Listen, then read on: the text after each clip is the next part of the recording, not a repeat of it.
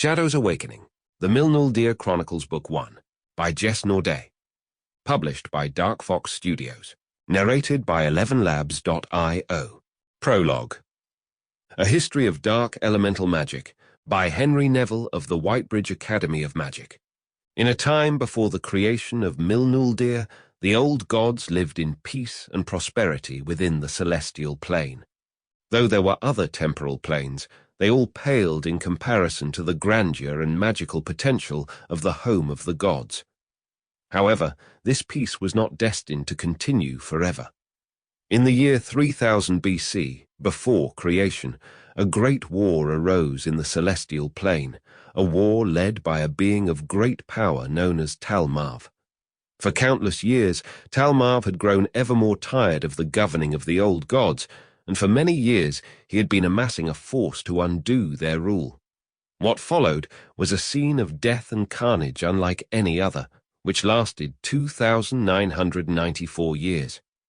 By this time, many of the old gods were butchered by Talmarv and his followers, and the few that remained knew that their time was limited. The remnants of the old gods' ranks held council, and it was decided that they would use what remained of their power to give life and magic a rebirth. They poured out their power, sacrificing their lives in the process to create a new world, and in doing so filled it with the elemental magic of Toldaka, the gift of the gods.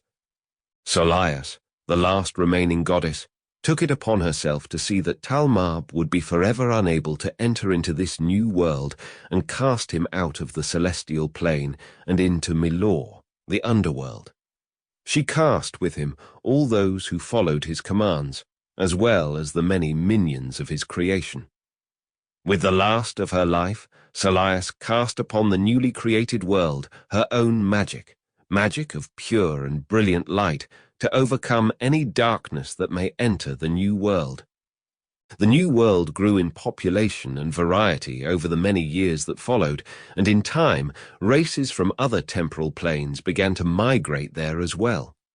Among the first of these were the Elves of Fema, who christened this new world as Milnuldír, the Mother World.